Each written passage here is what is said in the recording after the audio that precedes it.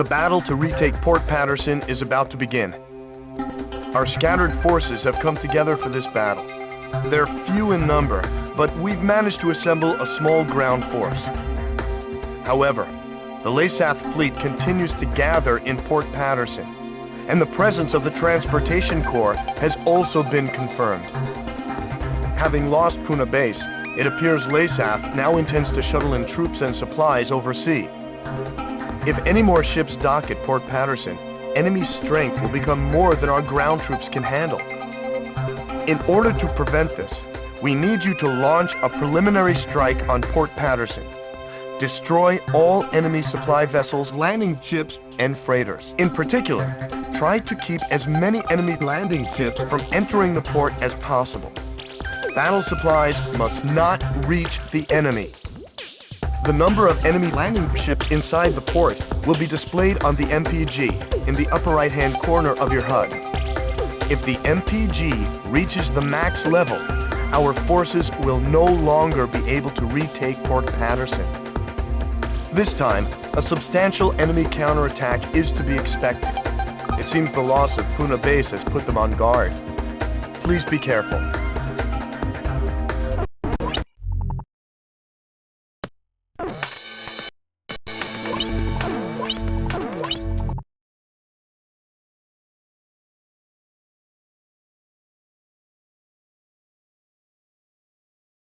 Griffith 1, you are cleared for takeoff.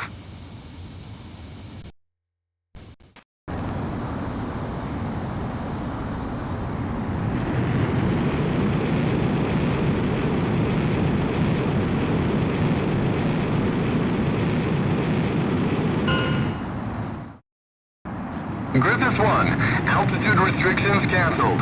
Return to your mission. Good luck.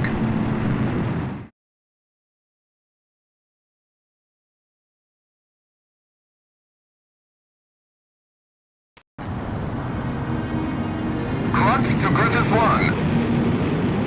Check your MPG on the right side of the HUD. The MPG will display the number of landing ships in the port. Please pay careful attention to the MPG during this mission. So, you're Griffith 1, huh? I'm Major Burton's ground force. There are landing ships within the enemy fleet. We'll lose the battle if a battalion is allowed to make it ashore. Do not allow more than 3 landing ships to enter the port. We'll be risking our necks out here with you. Let's take back Port Patterson. Huh? Wait, I've got something on radar. Put the city on high alert. I don't want to see so much as a kitten out on those streets. Just make sure that bridge is raised.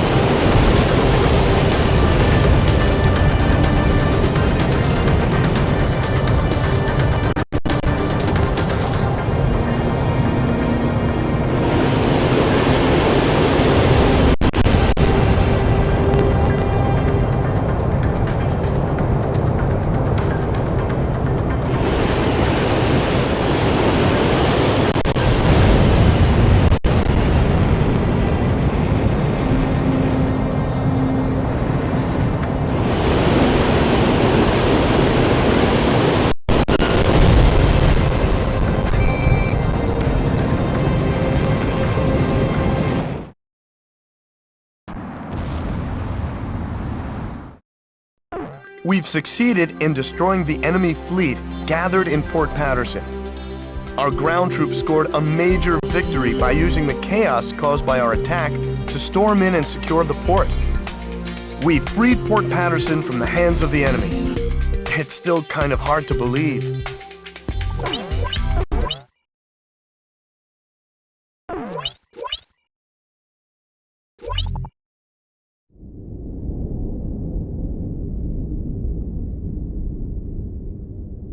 The emblem of the Southern Cross. It was on that very day that the aircraft bearing the mark of the Southern Hemisphere brought about the defeat of Laysath forces. But the story barely made the news, and the army showed no apparent reaction. Almost nightly, Laysath's commanding officer, Diego Gaspar Navarro, plays host to grand banquets within Gaius Tower. This evening, he is once again proudly trumpeting the glory of his airborne fortress. I've heard the speech so many times, it feels like I wrote it. Which, in a way, is a good thing, because it lets me concentrate on enjoying the food instead. As I gazed out the window at the night sky, I felt as if even the phases of the moon were somehow at odds with those of the Northern Hemisphere. The words of a fellow reporter, who fancied himself a connoisseur of fine wine, really got me thinking about the price of the glass of wine in my hand. One glass of it is roughly equivalent to several years of a Laysathian citizen's salary. Haven't the long years of civil war left Laysath an impoverished and war-torn nation? Whatever the case, much is unclear about the flow of money in Laysath. Ever since I arrived here, I've only covered stories the military had approved. However, this particular mystery just might be worth investigating on my own.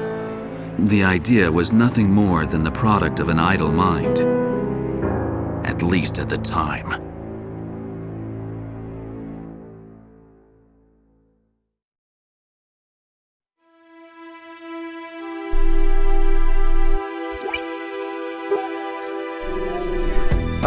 Okay, let's get started with a report of the situation. I think our best option under the circumstances would be to head towards Santa Elva. Santa Elva is a strategic location that we have to pass through to get to the capital, Griswold. However, there are several other strategic points on the way to Santa Elva. Which points you choose and in what order you do so is up to you. It looks like your decisions will affect the course of this battle. I know it's an immense responsibility, but there's no one else to count on. We're relying on you to get us through this. It appears that the enemy's Miller unit is gathering at Kings Hill. It looks like they're trying to take back Port Patterson. I wonder what they're up to. Next, we have reports that the Allied Davis unit is cut off at Stand Canyon. Gleipnir took off from Puna Base and is currently standing by at Terminus Island. With the long strike range of the Gleipnir, there's not much our forces can do. It appears that the enemy is moving towards Stand Canyon to eliminate our remaining forces. We'll need those remaining forces in our attack on Santa Elva, so I think we should probably send help. If left alone, they'll be helpless against the aerial fortress, just like what happened to us at Cape Aubrey. Also, Santa Elva is a key location for the enemy, and I think they'll concentrate their forces there. We'll have major problems if they send in their aerial fortress. I'll give you more details once you decide on a route. Please tell me which route you plan to take.